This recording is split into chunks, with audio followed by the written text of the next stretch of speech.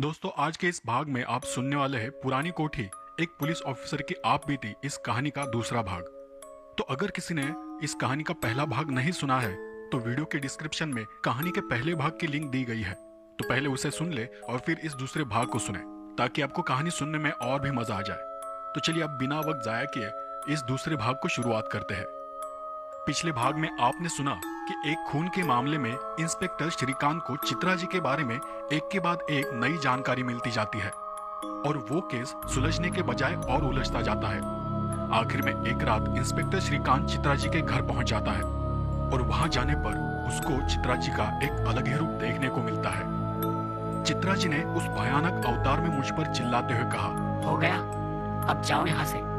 तुम कभी उसे पकड़ नहीं पाओगे, कभी नहीं। चले जाओ यहाँ से। और ये कहकर उन्होंने जोर से दरवाजा मेरे मुंह पर पटक दिया। मैंने भी झट से अपनी आंखें बंद कर ली। पता नहीं वहां अंदर क्या चल रहा था। उनका वो भयानक रूप देखकर मैं थोड़ा डर गया और पीछे हटता चला गया।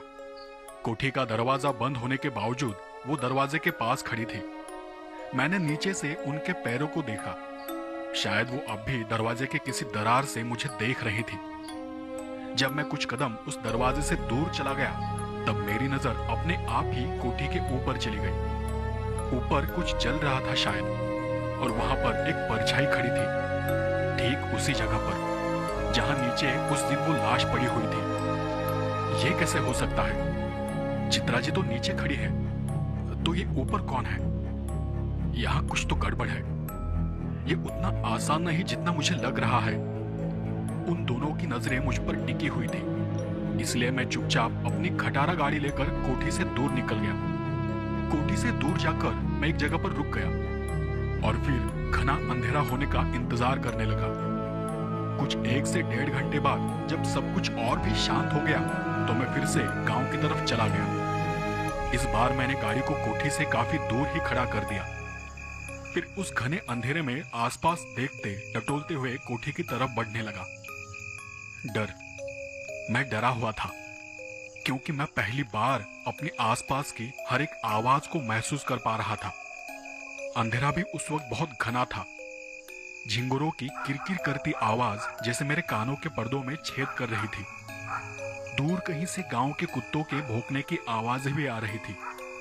वहां का वातावरण एकाएक मुझे बहुत ही भयानक और डरावना लगने लगा था। मैं धीरे धीरे उस कोठी के पास पहुंच गया। अब दरवाजे के पास किसी के पैर दिखाई नहीं दिए। मैं थोड़ा घबराया हुआ जरूर था कि कहीं सच में ये कोठी भूतिया तो नहीं, लेकिन फिर भी सोचा कि एक नजर देखने में क्या जाता है। केस को सुलझाना है तो थोड़ी रिस्क लेनी ही पड़ेगी। मुझे वो दीवार चढ़कर अंदर जाने के लिए रोशनी काफी नहीं थी। चीजों के पास जाकर देखना पड़ता था, तब कहीं जाकर वो चीजें मुझे ठीक से नजर आ रही थी। मैं दीवारों की दरारों में किसी तरह अपनी उंगलियां फंसाकर ऊपर पहुंच गया, पर वो सब कुछ बहुत शांत था। कुछ जलने की गंध आ रही थी, जैसे वहां कोई होम हवन किया गया हो। बाकी एकदम शांत और गहरा सन्नाटा था। मैंने सीढ़ियों से नीचे झुककर देखा, वहां पर भी कोई नहीं था। पता नहीं कि चित्रा जी कहां पर थी। तभी मुझे झूले की आवाज आई। ऊपर जो लोहे का झूला था वो अपने आप ही अचानक से हिलने लगा था। उसे देख मेरे दिल में जैसे बिजली सी कौंध गई। मैं एक कदम आगे बढ़ा ही था कि मुझे किसी के रोने की आवाज सुनाई पड़ी। वो किसी लड़की की आवाज थी जो मुसमुसाकर रो रही थी। मैं पुलिस जरूर था, लेकिन आखिर था तो इंसान। मुझे भी वो सुनकर डर लग रहा था। मेरे पास तो उस वक्त पिस्तौल भी नहीं था। छुट्टी की वजह से मैंने पिस्तौल को दोपहर ही थाने में जमा कर दिया था। अब रोने की आवाज बढ़ती चली गई। मैं आवाज की दिशा में दरवाजे के पास चला गया। टटोल कर देखा तो ऊपर के कमरे का ताला खुला था। मैंने धीरे से दरवाजे की कुंडी को खोलने की कोशिश की, लेकिन कुंडी पुरानी होने की वजह से उसकी थोड़ी आवाज हुई। कुंडी की आवाज होते ही अंदर से आती रोने की आवाज एकदम से थम गई। सब कुछ एकदम से शांत हो गया। मैंने हल्के हाथों से दरवाजे को अंदर की तरफ खोल दिया। अंदर सब तरफ बस घना अंधेरा था। मैं अंदर पैर रखने से डर रहा था। मैं वहीं खड़े होकर सोचने लगा कि मुझे आगे क्या करना चाहिए। और तभी तभी मुझे मेरे कानों के पास एक ठंडक महसूस हुई। उसके अगले ही पल एक ठंडी डरावनी आवाज सुनाई दी।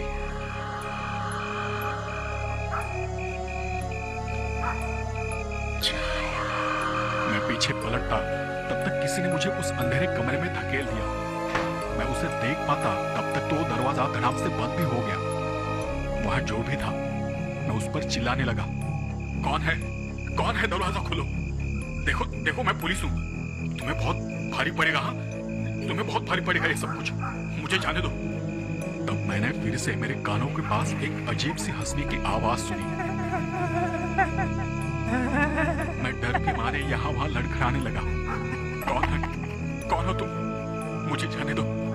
देखो देखो देखो, बता रहा हूँ कि मैं पुलिस हूँ। हाँ, मुझसे पंगा मत लो। तभी उसने मेरे पैर को पकड़कर मुझे जोर से नीचे पटक दिया और अगले ही पल मुझे उस कमरे में घसीटने लगी। आप मानो या ना मानो, पर वो बहुत ही अजीब सा एहसास था। मैं अपने आप को छुड़ाने के लिए अपने हाथ पर झटक रहा था, पर किसने मुझे पकड़ रखा था मैं उसे देख नहीं पाया।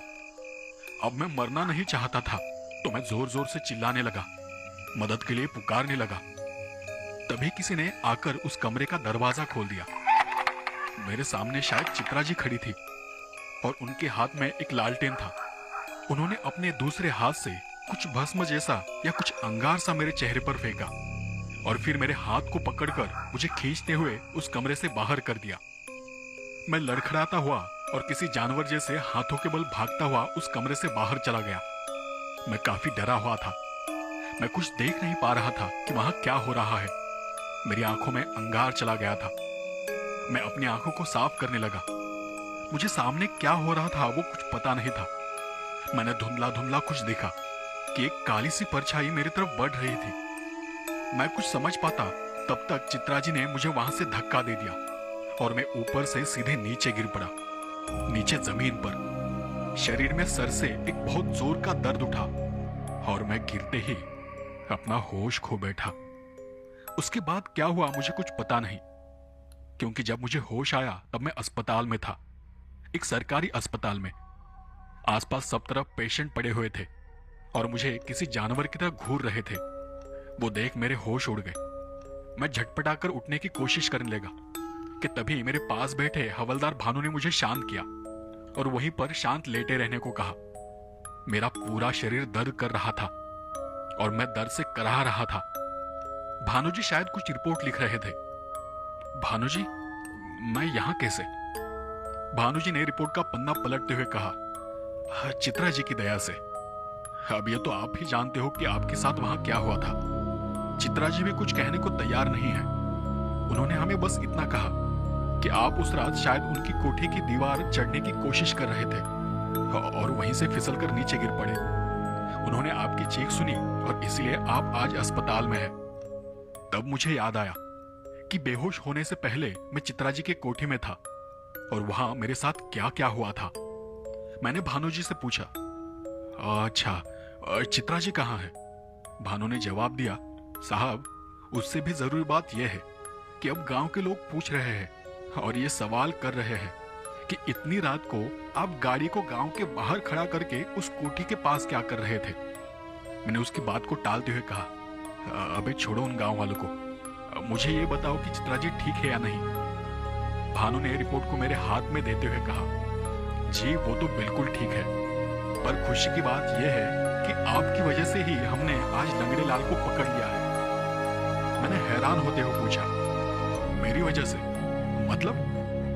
जी मतलब जब कल रात हम आपको यहाँ लाए ना, तब आप बेहोशी में छाया छाया ऐसा चिल्ला रहे थे, तो ये जो बगल वाले भाई साहब है ना, वो नाम सुनते ही घबराकर थरथराने लगे। उनका बीपी बढ़ गया। हमने डॉक्टर से पूछा तो पता चला कि ये सुंदरलाल है, वही सुंदरलाल जिसे सब लंगड़ा लाल कहते हैं। तो हमने उसी वक्त इसे गिरफ्तार कर लिया और यहीं पर उसकी पूछताछ भी की। अब उसने ये तो कबूल लिया है कि हादसे के वक्त वो वही था, लेकिन उसका कहना है कि उसने अपने साथी बिट्टा को नहीं मारा, बस कुछ अनाप शनाप बक रहा है, कुछ भूत आत्मा झूला। तो अब आपके पास वक्त ही वक्त है, तो आगे की पूछताछ आप कर लीजिए। मैंने अपने साइड के बेड पर देखा तो मेरे बगल की खाट पर जो आदमी लेटा था उसके दोनों पैर टूटे हुए थे और रस्सी से बांधे हुए हवा में लटक रहे थे। तभी भानु ने कहा, साहब चिंता करने की कोई बात नहीं, ऊपर से गिरने की वजह से इसका दूसरा पैर भी टूट गया है और अगले 1 से 1.5 महीने तक ये कहीं नहीं जाने वाला। पहले तो एक के बाद एक ट्विस्ट आ रहे थे और अब एक के बाद एक झटके लग रहे थे। मैंने हवलदार को अपनी खाट उठाकर लंगड़े लाल की खाट के एकदम पास लगाने को कहा।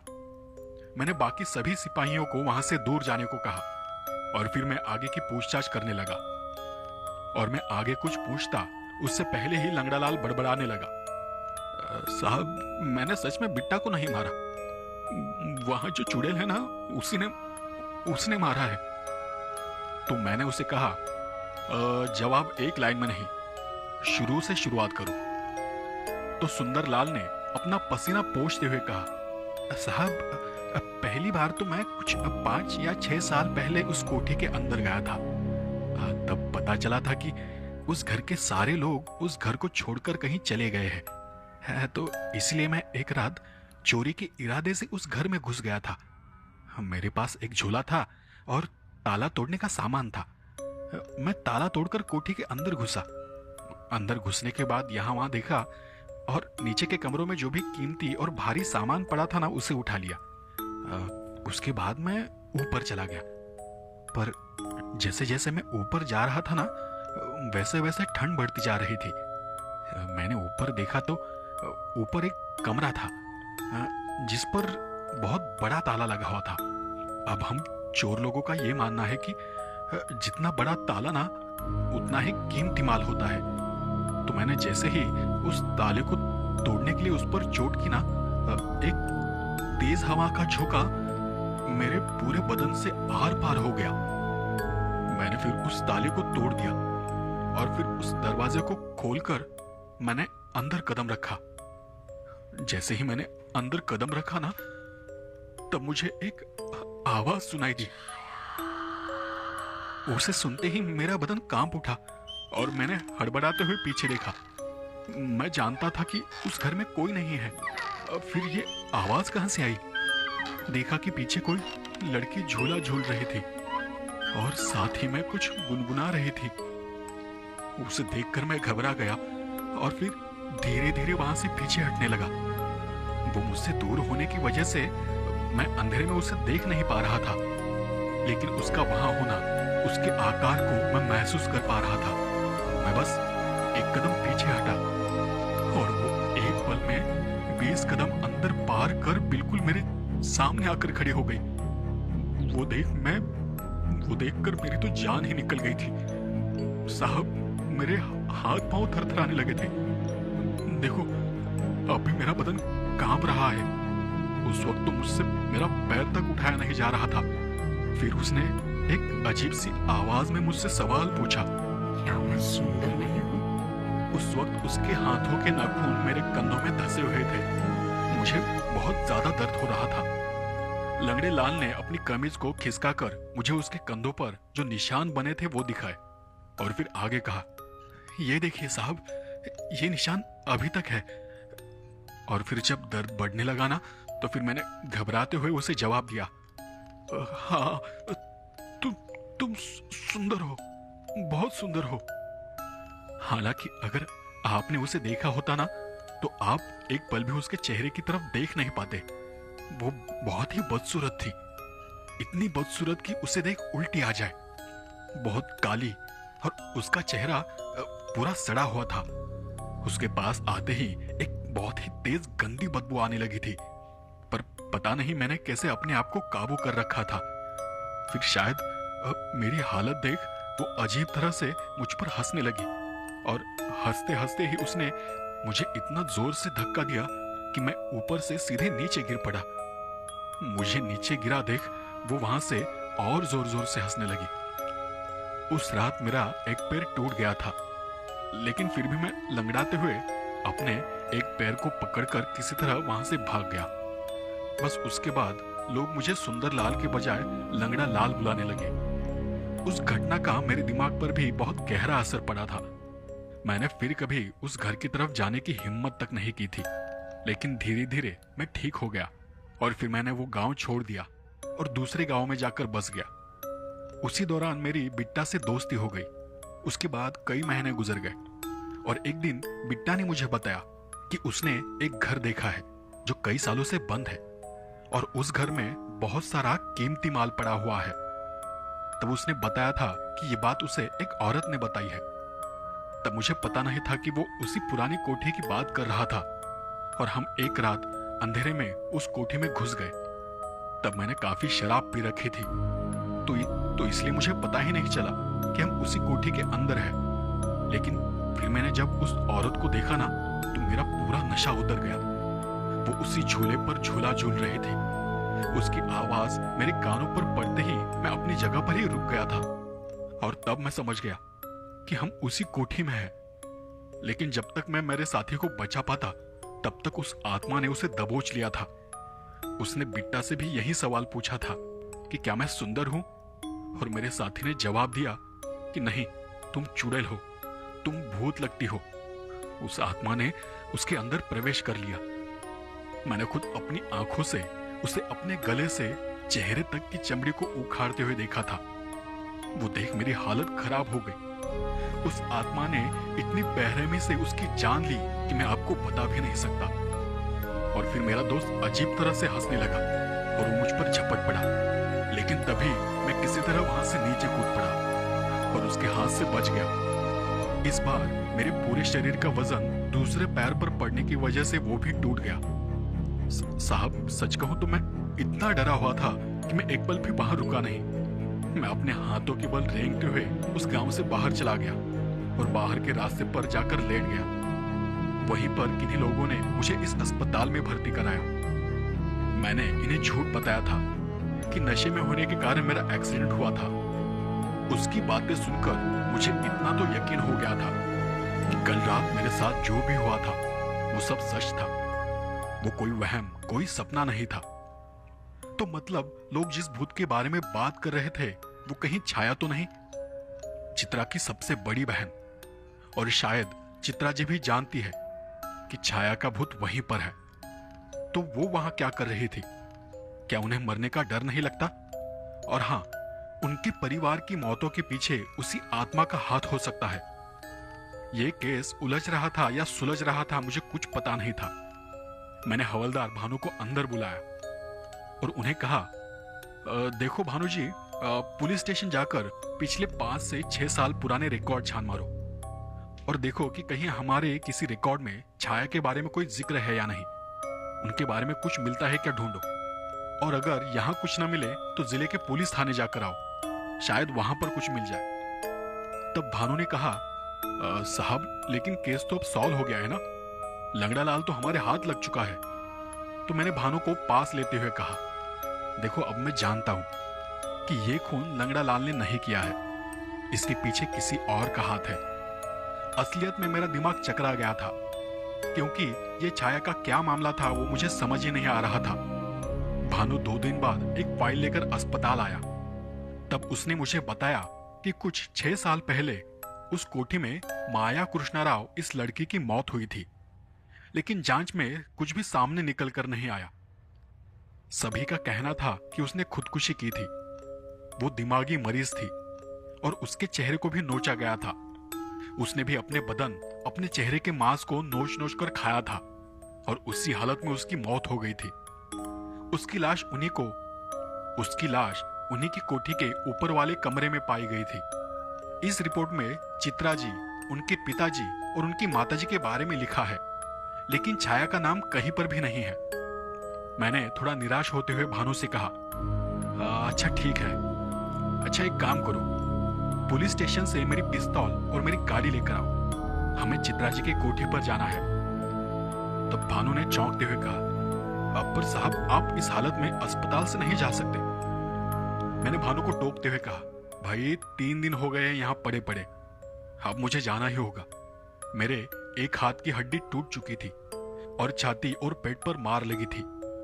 मैंने अपने एक हाथ को गले में बांधते हुए मेरे हमेशा के कपड़े पहन लिए और फिर भानु को लेकर सीधा चित्रा जी की कोठी पर चला गया। कोठी के पास जाते ही गाड़ी की आवाज सुनकर चित्रा जी ने कोठी का दरवाजा खोल दिया। मैंने गाड़ी से नीचे उतरते हुए एक नजर ऊपर देखा। ऊपर कुछ भी नहीं था।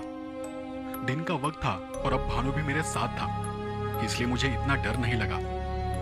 कोठी के पास जाते ही चित्रा जी ने उसी रूखे अंदाज में हमारा स्वागत किया। जानती थी कि आप आओगे, लेकिन इतनी जल्दी आओगे ये नहीं जानती थी। मैंने अपने टूटे हाथ की ओर देखते हुए कहा, तो आप ये भी जानती होंगी कि हम यहाँ क्यों आए हैं। चित्रा जी ने हमें अंदर चलकर बैठने का इशारा किया। हम दोनों भी अंदर जाकर बैठ गए। फिर वो चाय बनाने के लिए अंदर रसोई में चली गई। मैं इस बार घर के कमरों को बारीकी से देखने लगा। तभी भानु और मुझे घुंघरू की आवाज सुनाई दी। हमने देखा कि ऊपर से कोई औरत नीचे आ रही थी। चित्रा जी तो अभी अभी रसोई में गई थी। तो ये ऊपर से कौन आ रहा है? भानु को तो उस घर के बारे में कुछ अंदाजा ही नहीं था, लेकिन वो पैर देखकर मेरी हालत खराब हो गई। फिर वो जैसे जैसे नीचे आती गई, उसका चेहरा देख हम दोनों भी डर गए। उसके चेहरे पर, गले पर हर तरफ चीरने के निशान थे। उसका वो अवतार देख मैंने चित्रा जी को आवाज लगाई, चित्रा जी, भूत भूत। और भूत भूत चिल्लाते हुए मैं उठकर खड़ा हो गया। तभी चित्रा जी ने शांति से बाहर आते हुए कहा, घबराइए मत, ये मेरी बड़ी बहन है माया। मैं तो हक्का बक्का ही रह गया। अरे पर आपने तो कहा था कि ये मर चुकी है। चित्रा जी ने मुझे हाथ से शांत रहने को कहा। धीरज रखिए, मैं आपको सब कुछ बताती हूं। वो माया जी हमारे सामने आकर बैठ गई। वो किसी चुड़ैल से कम नहीं दिख रही थी और सामने बैठ वो एकटक हमें घूर रही थी। चित्रा जी तब अंदर से चाय की प्याली लेकर आई और उसे टेबल पर रखकर वो भी हमारे सामने बैठ गई। फिर चित्रा जी की बजाय माया ने ही हमें वो सारी घटना सुनानी।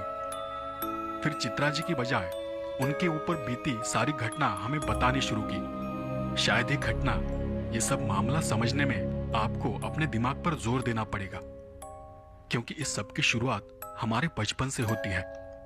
जी, हम 3 बहनें थी, चित्रा, माया और छाया।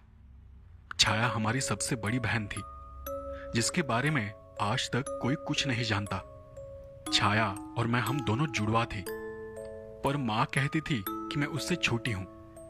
माँ ने हमारा नाम हमारे रंग रूप से रखा था।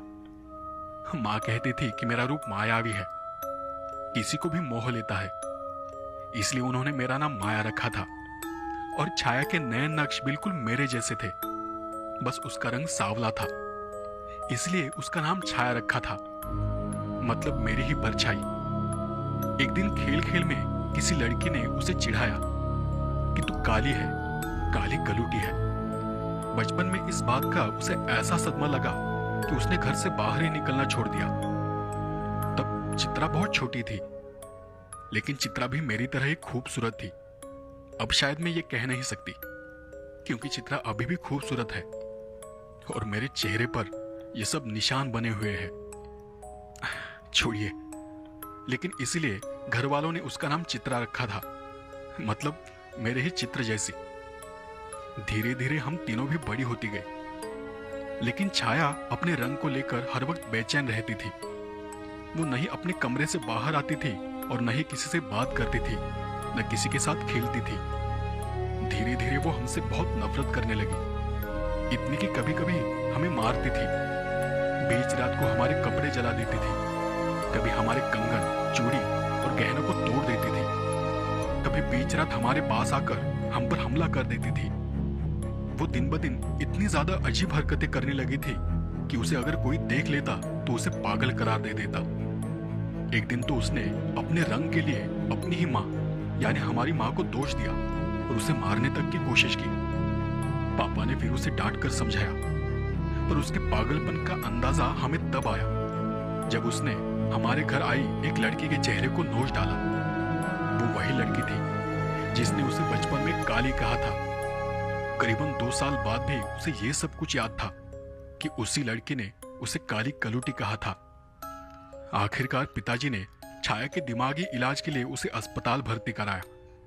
वो दिमागी रूप से पूरी तरह से पागल हो चुकी थी। इस बात को धीरे धीरे 5 साल गुजर गए। धीरे धीरे हम उस बात को भूल भी गए और फिर हम सभी की शादी की उम्र हो गई थी। और एक दिन पापा ने कहा कि छाया ठीक हो गई है और वो घर वापस आने वाली है। सच कहूं तो हमारी बहन होकर भी हमारे मन में उसके लिए कोई भी प्यार नहीं था। हम सभी उससे डरते थे, लेकिन छाया के दिमाग पर उन पुरानी बातों का कोई असर न हो, इसलिए पापा के कहने पर हम पुराना घर छोड़कर यहाँ इस गांव में आकर बस गए। पापा ने खास छाया के लिए ये कोठी बनवाई थी और उसी के कहने पर उसके लिए अलग से ऊपर एक कमरा और झूला बनवाया था। वो अकेले ही ऊपर रहती थी ताकि उसे कोई तकलीफ ना दे। बाकी हम सभी यहाँ नीचे के कमरों में रहते थे। छाया हम सबसे अलग थी। दवाइयों और ट्रीटमेंट की वजह से उसकी हालत और भी खराब हो गई थी। एक अकेले पापा ही थे जो उससे बहुत प्यार करते थे, उसका हर वक्त ख्याल रखते थे। घर आने के बाद भी वो अपने कमरे में ही पड़ी रहने लगी, अकेले चुपचाप, किसी से कुछ बात भी नहीं करती थी। मैं और चित्रा अब तक बड़ी हो गई थी, तो हम जानते थे कि उसे हमारे सहारे की जरूरत है। हमारे लिए बचपन वाला गुस्सा, झगड़ा, नफरत सब कुछ खत्म हो चुका था। पर छाया के मन में अब भी कहीं ना कहीं वो सब कुछ चल रहा था। वो जहर उसने अब तक अपने मन में पाल रखा था। छाया की हालत देख पापा भी हमेशा परेशान रहने लगे थे। उनकी भी हालत धीरे धीरे खराब होती जा रही थी। गांव में किसी को भी ये मालूम नहीं था कि छाया हमारे साथ रहती है। उसे यही लगता था कि उसे उसके रंग और हमारी वजह से ये सब सहना पड़ा था। हमारी वजह से उसे माँ पिताजी का प्यार न मिला था। और इन्हीं सब बातों को जहर समझकर वो मन ही मन में उन्हें पी जा रही थी। एक दिन पापा ने मेरी शादी तय कर दी। इस बात को सुनकर छाया बौखला गई। उससे हमारी खुशी बिल्कुल भी देखी नहीं जा रही थी। और उसी रात छाया ने मुझ पर हमला किया। इस तरह से मेरे चेहरे और शरीर को नोच डाला। उस रात पहली बार पिताजी ने गुस्से में छाया को बहुत पीटा और फिर छाया को उसके कमरे में बंद कर दिया। उसे बंद करने के बाद पिताजी, माँ और चित्रा मेरे चेहरे के इलाज के लिए मुझे अस्पताल लेकर चले गए। माया जी अपनी आप बीती बताते हुए रोने लगी थी। तभी चित्रा जी ने कहा, इसके आगे मैं बताती हूँ। चित्रा जी ने अपना चाय का कप नीचे रखते हुए कहा, छाया को अस्पताल में भर्ती कर जब सुबह हम वापस घर आए तो पिताजी सीधे छाया के पास चले गए। लेकिन उनकी जोर जोर से रोने की आवाज सुनकर हम डर गए। तब माँ और मैं दौड़कर ही ऊपर चले गए। सामने का नजारा देख हमारी हालत खराब हो गई। जब हम रात अस्पताल में थे, उसी रात छाया ने गुस्से में आकर अपने चेहरे के साथ साथ अपने पूरे बदन को नोच डाला था। वो सब इतना भयानक था कि उसी रात उसकी मौत हो गई थी। पापा को इस बात का बहुत सदमा लगा, बहुत दुख हुआ। गांव वालों को तो ये तक पता नहीं था कि वो कौन है। उन्हें लगा कि माया की मौत हुई है, क्योंकि किसी ने छाया को देखा ही नहीं था। छाया की मौत के बाद पिताजी भी अंदर से टूट गए। माया की हालत भी इतनी खराब थी कि उसके चलते उसने शादी से इनकार कर दिया। आखिरकार पापा के कहने पर मैंने उनकी इज्जत रखने के लिए माया के लिए जो रिश्ता आया था उनसे शादी के लिए हाँ कर दिया। शादी के कुछ ही दिनों बाद सदमे की वजह से पापा की भी मौत हो गई और उसके अगले दिन माँ की। माया तो इतनी डरी हुई थी कि वो कभी कोठी पर वापस नहीं आई और इसी वजह से किसी को भी ये पता नहीं चला कि माया जिंदा है। लेकिन मरने के बाद भी छाया ने हमारा पीछा नहीं छोड़ा। ये कोठी छोड़ने के बाद भी माया मुझे दिखाई देती थी, पर मुझे लगता था कि वो बस मेरा वहम है। वो जब भी मुझे दिखाई देती मेरे घर में कुछ ना कुछ बुरा होता था। फिर एक रोज जब वो मुझे दिखाई दी तब मेरे एक बेटे की मौत हुई। उसके कुछ दिनों बाद फिर वैसा ही हुआ। मैंने अपना दूसरा बेटा भी खो दिया। मैं इस बात को समझ पाती तब तक मेरे पति की भी मौत हो गई थी। ये मौत का सिलसिला कहीं थमने का नाम नहीं ले रहा था। मैंने कोठी के बारे में पता किया तो मुझे ये जानकारी मिली कि कुछ साल पहले किसी चोर ने यहाँ आने की जुर्रत की थी और वो सही सलामत बच गया था। इससे एक बात तो पता चल गई थी कि छाया की आत्मा यहीं पर थी, इसी कोठी में। आखिरकार मैंने माया को भी ढूंढ लिया। तब पता चला कि माया एक तंत्र मंत्र साधक बन बैठी है। मैंने उसे छाया की आत्मा के बारे में बताया और फिर काफी सोचने के बाद हमने उसे खत्म करने का निर्णय लिया। चित्रा जी की बात खत्म होने से पहले ही मैंने भानु की ओर देखते हुए पूछा, कुछ समझ रहे हो भानु जी? भानु ने अपने सर पर हाथ फेरते हुए कहा, साहब दिमाग चकरा गया है पूरा का पूरा। तब मैंने उसे हंसते हुए कहा, बादाम खाया करो बादाम। चित्रा जी, मतलब उस रात जब मैं यहाँ आया था तब मैंने दरवाजे में माया जी को देखा था और ऊपर जो खड़ी थी वो आप थी, है ना? तब चित्रा जी ने शांति से जवाब दिया, हाँ, पर आप पर जिसने हमला किया था वो छाया ही थी, उसी की आत्मा थी। उस रात हम उसे काबू करके खत्म करने ही वाले थे, पर अचानक आप यहां आ गए।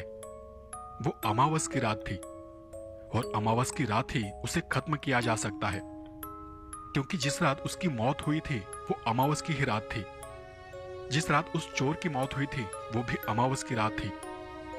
तो मैंने हंसते हुए उनसे कहा, अच्छा हुआ कि आपने मुझे बचा लिया, वरना हम भी भूत बनकर कहीं भटक रहे होते। भानु जी, चलो, आखिरकार केस खत्म हो गया, अब हम लंबी छुट्टी पर जा सकते हैं। और ऐसा कहकर मैं वहां से उठकर बाहर चला गया। वहां से मैं भानु को लेकर सीधे अस्पताल गया। अस्पताल से डिस्चार्ज लिया और फिर एक लंबी छुट्टी की अर्जी डाल दी। जाते जाते मैंने भानु से कहा, आज छुट्टी से वापस आने के बाद हम इस केस को बंद कर देंगे।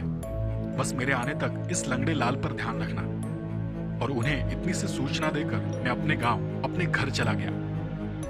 गांव जाने के बाद हर किसी ने यही सवाल पूछा कि ये हाल कैसे हुआ।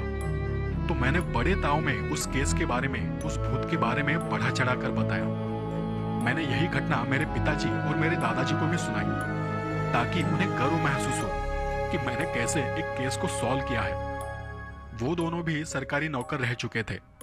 पिताजी पुलिस से रिटायर्ड थे तो दादाजी आर्मी से। ऐसे ही कुछ 20-22 दिन गुजर गए।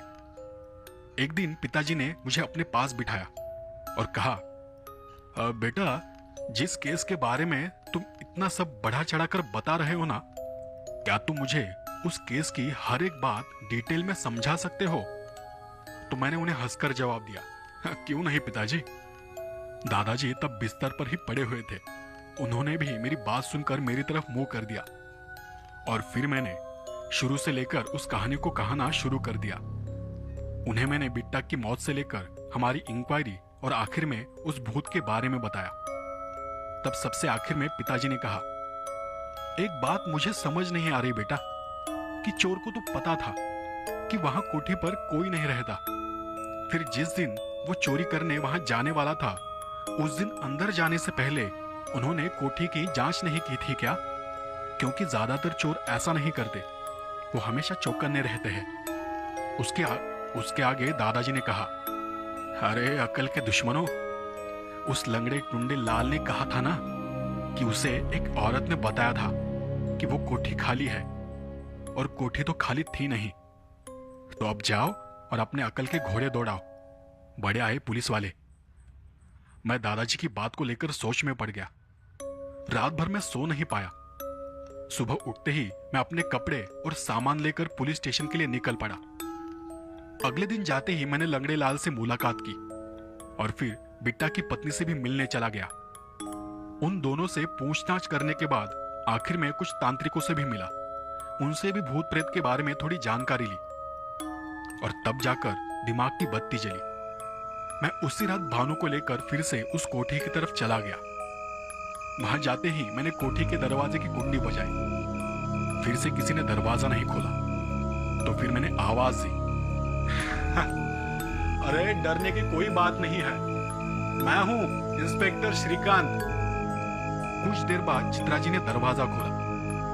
अंदर झांक कर देखा तो एक हवन चल रहा था और उसके सामने माया जी बैठी हुई थी। आज भी उनका रूप वही था जो मैंने कुछ हफ्ते पहले देखा था। चेहरे पर हर तरफ लाल लाल कुमकुम था।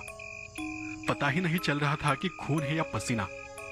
आंखें सर्द लाल थी, बाल खुले और बिखरे थे और बार बार वो कुछ मंत्र बड़बड़ा रही थी। मुझे देख उन्होंने गुस्से में ही मुझसे पूछा, आप इस वक्त यहां क्यों आए हो? तो इस बार मैंने उन्हें शांति से बैठने को कहा और कहा, जी ज्यादा कुछ नहीं, बस एक जरूरी बात करनी थी। चित्रा जी भी वही हवन के पास बैठ गए। फिर मैंने भी इशारे से ही उनसे नीचे बैठने की अनुमति मांगी। माया जी ने मुझे हाथ से नीचे बैठने का इशारा किया।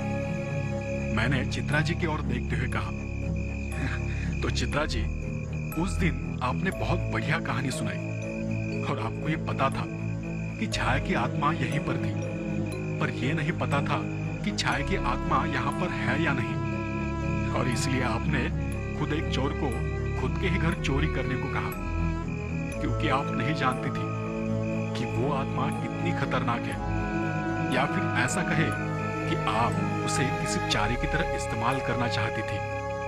और थोड़ा डिटेल में बताऊं तो आप पहले से ही जानती थी कि आपकी बहन एक तांत्रिक बन चुकी है, और फिर आपको आपकी बहन की आत्मा सताने लगी, और इसलिए कुछ साल पहले आपने माया जी की मदद से छाया जी की आत्मा को उसी के कमरे में हमेशा के लिए बंद करवा दिया था। उसके बाद सब कुछ ठीक हो गया। आपको शायद वो दिखाई देना बंद हो गई थी, सब कुछ ठीक चल रहा था। और फिर एक रात उस सुंदर लाल ने यहाँ आकर सब कुछ बखेड़ा कर दिया। उसने जाने अनजाने में उस कमरे का ताला तोड़ दिया। इससे हुआ ये कि छाया की आत्मा उस बंधन से, उस कमरे से मुक्त हो गई। सबसे पहले तो उसने सुंदर लाल पर हमला किया, पर वो बेचारा किसी तरह बच गया, और उसके बाद छाया जी की आत्मा ने एक एक कर आपके बेटों को मारा। आपको यह पता चल चुका था कि छाया की आत्मा बाहर आ चुकी है, पर कैसे ये पता नहीं था। बाद में जब आपने पूछताछ की तब आपको यह पता चला कि एक चोर की वजह से ये सब हुआ है। उसके बाद आपने फिर से अपनी बहन को ढूंढना शुरू कर दिया, लेकिन उसी दौरान आपके पति की भी मौत हो गई। अब शायद आखिरी बारी आपकी थी, और फिर तभी आपको आपकी बहन मिल गई। आपकी बहन तांत्रिक जरूर है, पर इतनी बड़ी तांत्रिक नहीं कि वो सीधे सीधे छाया की आत्मा का सामना कर सके। फिर शायद उसी के कहने पर आपने किसी को शिकार बनाने का फैसला किया, और फिर इसके लिए आपने एक चोर को फंसाने का प्लान बनाया। आपने खुद एक चोर को अपने ही घर चोरी करने को कहा, और उस दिन आपने छाया की आत्मा को नष्ट करने का पूरा प्लान बनाया था। लेकिन आपको यह नहीं पता था कि चोर अकेला नहीं बल्कि अपने साथी को लेकर आएगा। तो कहीं ना कहीं आपका प्लान चौपट हो गया था, और इसी डर से शायद आपने उस रात कुछ भी नहीं किया। और शायद वही सब छुपाने के लिए आपने दूसरे दिन सुबह पूजा का नाटक किया। आपने वो होम हवन छुपाने के लिए सब तरफ धूप जला रखी थी, और इसलिए मैंने आपको तब पूजा करते हुए देखा था। मेरी बात को बीच में तोड़ते हुए माया जी ने कहा, आपकी सारी बातें कुछ हद तक सही है, लेकिन सच कहे तो हमें नहीं पता था कि उस चोर की मौत हो जाएगी। हमें कोई चाहिए था कि जिसके अंदर छाया की आत्मा प्रवेश कर सके, और फिर हम उसे मार सके, उसे नष्ट कर सके। लेकिन छाया की आत्मा को खत्म करने के बाद हम उसे छोड़ देना चाहते थे। उसके अलावा हमारे पास और कोई रास्ता नहीं था। लेकिन जब वो दूसरा चोर ऊपर से नीचे कूद पड़ा, तब हम दोनों भी घबरा गए। हमने हवन बंद कर दिया। उसी रात मैं पास के एक जंगल में जाकर छुप गई। मैंने उसे कहा था कि जब सब कुछ शांत हो जाएगा तब मैं वापस आ जाऊंगी। जब माया जी ये सब कुछ बता रही थी, तभी चित्रा जी घू घू करके आवाज करने लगी। लेकिन आपने ये अच्छा नहीं किया कि आप यहाँ आ गए। उनकी वो आवाज सुनकर मैंने घबरा कर थोड़ा पीछे खिसकते हुए कहा, हाँ, ऐसा क्यों चित्रा जी? फिर उन्होंने हंसते हुए ही अपने एक हाथ से हवन की आग को बुझाते हुए मुझे जवाब दिया, क्योंकि आज अमावस से और मैं चित्रा नहीं, छाया। हवन की आग बुझते ही हर तरफ अंधेरा छा गया। भानु लाइट जलाने के लिए उठा कि उसे कोई घसीटता हुआ ऊपर ले जाने लगा।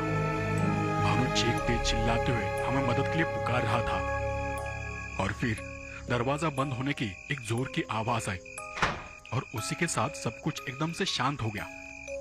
माया और मैं हम दोनों सुन्न होकर खड़े थे। मेरी धड़कन तेज हो गई थी, और मैं अपनी पिस्तौल को अपने हाथ में पकड़े हुए कांपते हुए खड़ा था। तब हमें झूले की करकराने की आवाज आने लगी, और उसी के साथ कुछ गुनगुनाने की भी। तब माया जी ने मेरे पास आते हुए कहा, छाया दिन भर यही किया करती थी, झूले पर बैठकर हमेशा इसी धुन को गुनगुनाती थी। मतलब छाया की आत्मा आ चुकी है। माया जी ने एक लालटेन जलाया और मुझे एकदम शांति से उनके पीछे ऊपर चलने को कहा। फिर जब हम सीढ़ियों से ऊपर गए तो अचानक से वो दोनों आवाजें आनी बंद हो गई। सब कुछ एकदम से शांत हो गया। हम दोनों भी अपनी अपनी जगह पर शांत खड़े थे। माया जी ने मुझे लालटेन पकड़कर पीछे ही खड़े रहने को कहा और फिर उन्होंने अपने आसपास घूमते हुए हर एक चीज को सूंघ कर देखा। उसके बाद उन्होंने अपने कमर में बंधी एक थैली से कुछ राख निकालकर मेरे माथे पर मल दी और फिर वो उसी राख को मुट्ठी में लेकर ऊपर के कमरे के पास चली गई। उन्होंने उस कमरे के दरवाजे को हल्का सा धक्का देकर देखा, पर दरवाजा नहीं खुला। छाया की आत्मा इस वक्त चित्रा जी के शरीर में थी। मतलब अब हमें भानु के साथ साथ चित्रा जी को भी बचाना था। लेकिन भानु की कहीं से भी कुछ भी आवाज नहीं आ रही थी। मैंने माया जी के पास जाते हुए पूछा, कहीं उस आत्मा ने भानु को मार तो नहीं डाला? माया ने अपनी नजर को सीधे सामने की तरफ रखते हुए कहा, नहीं, छाया की आत्मा किसी के शरीर को कहीं लेकर नहीं जा सकती। उसे अगर उसे मारना होगा तो यहीं आना पड़ेगा और जिसे मारना है उसके शरीर में प्रवेश करना पड़ेगा। भानु जी भी यहीं कहीं पर होंगे। उनकी बात सुनकर मैंने जोर से उस दरवाजे पर लात मारी। एक झटके में वो दरवाजा खुल गया। हमने अंदर झांक कर देखा तो भानु एक कोने में पड़ा हुआ था। मैं दौड़कर ही उसके पास चला गया। उसकी सांसें चल रही थी। मैंने उसे उठाते हुए उसकी गर्दन को हाथ लगाया और तभी हमें फिर से वो आवाज सुनाई दी। वो आवाज हमारे पीछे से आ रही थी। हमने पीछे मुड़कर देखा तो चित्रा जी एक आईने के सामने बैठ अपने चेहरे के साथ कुछ कर रही थी। वो देख माया जी ने अपने कमर से एक लंबी मगर काली पतली रस्सी को खोलकर मेरे हाथ में दिया और कहा, इस रस्सी से हमें उसे बांधना होगा। उस रस्सी को छूते ही मुझे थोड़ा अजीब लगा तो मैंने उससे पूछा, ये कुछ अजीब लग रही है। तब उन्होंने मुझे बताया कि ये रस्सी मरी हुई लड़कियों के बालों से मंत्र से बनाई गई है और वो इसे कभी भी तोड़ नहीं पाएगी। उसे रोकने का बस यही एक तरीका है कि जब वो किसी के शरीर में हो तभी उसे बांधा जा सकता है। हमें उसे चित्रा के शरीर के अंदर ही बांधना होगा। हम धीरे धीरे चित्रा जी के बहुत करीब चले गए, लेकिन चित्रा जी का शायद हमारी तरफ ध्यान नहीं था। तब मैंने उसके हाथ के नाखूनों को देखा। उसका हाथ इंसानों जैसा नहीं था, वो किसी जानवर जैसा काला और पथरीला था। उसके नाखून इतने नुकीले थे कि शरीर के अंदर की नस नस उखाड़ दे। चित्रा जी कुछ गुनगुनाते हुए अपने ही नाखून से अपने चेहरे को खरोच रही थी।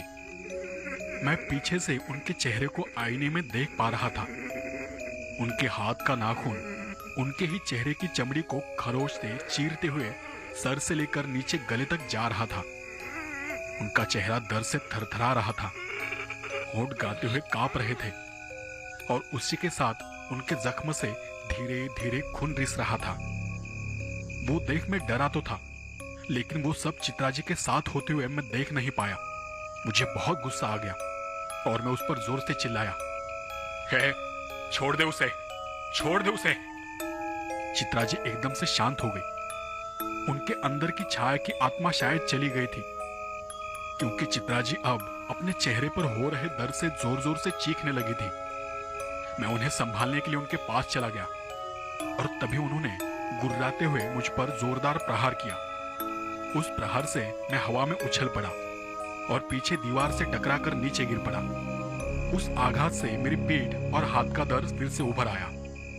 माया जब उन्हें रोक पाती तब तक चित्रा जी बाहर की तरफ भाग गई और दरवाजा अपने आप बंद हो गया। भानु अब भी बेहोश पड़ा था।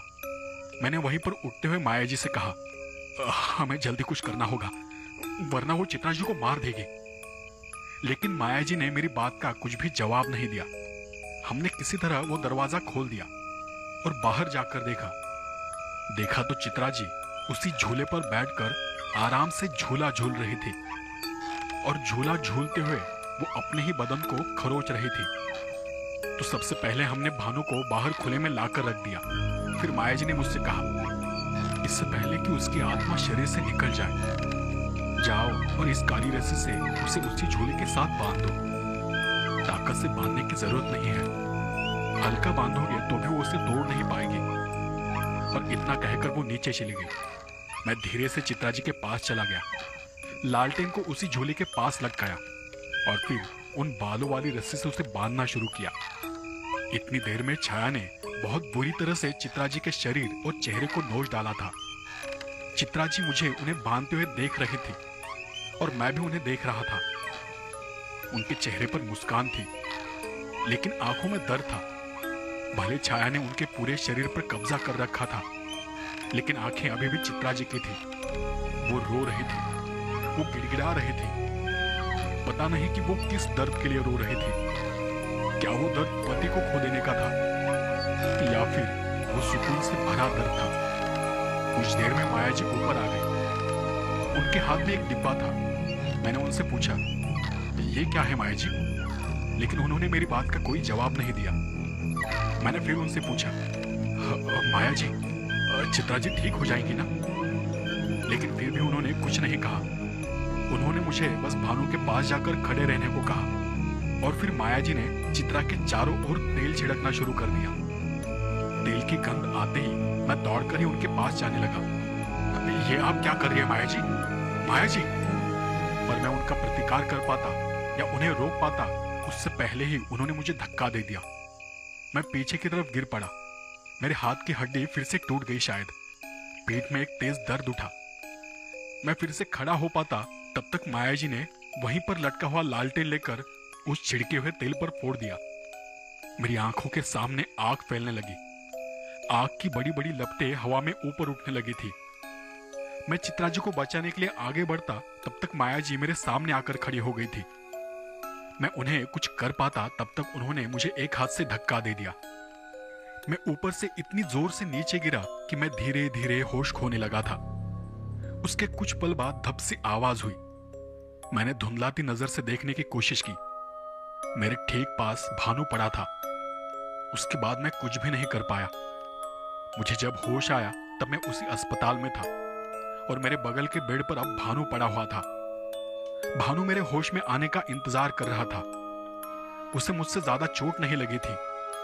मेरे होश में आते ही वो लंगड़ाते हुए मेरे पास आकर खड़ा हो गया और मेरे पास आकर उसने कहा, मैं जानता हूं कि आप क्या पूछना चाहते हो। मैंने होश में आते ही एक हवलदार को कोठी पर भेज दिया था। कहा था कि कोठी बंद भी हो तो ताला तोड़कर अंदर से जांच कर लेना। लेकिन उसने आकर बताया कि कोठी बंद थी और जब अंदर उसने जांच की तो वहां पर कोई भी नहीं था। न कोई होम हवन था, न कोई निशान थे, कुछ भी नहीं था। उसकी बात सुनकर मैं समझ गया कि वो मुझसे क्या कहना चाहता था। न वहां चित्रा जी थी और न ही उनकी लाश थी। शायद उसे इस बात का पता नहीं था कि उसके बेहोश होने के बाद वहां क्या क्या हुआ था। ठीक होने के कई दिनों बाद एक दिन मैं उस कोठी पर चला गया था। कोठी एकदम शांत खड़ी थी। कोई आवाज नहीं, कोई खूबसूरती नहीं। वो केस मुझे कहां से कहां लेकर चला गया था यह सिर्फ मैं जानता था। मैंने कई दिनों तक माया जी को ढूंढने की कोशिश की, पर उनका भी कुछ पता नहीं चला। न कोई निशान, न कोई सबूत और न ही कोई केस। सब कुछ पहले जैसे ही क्लियर था, एकदम साफ।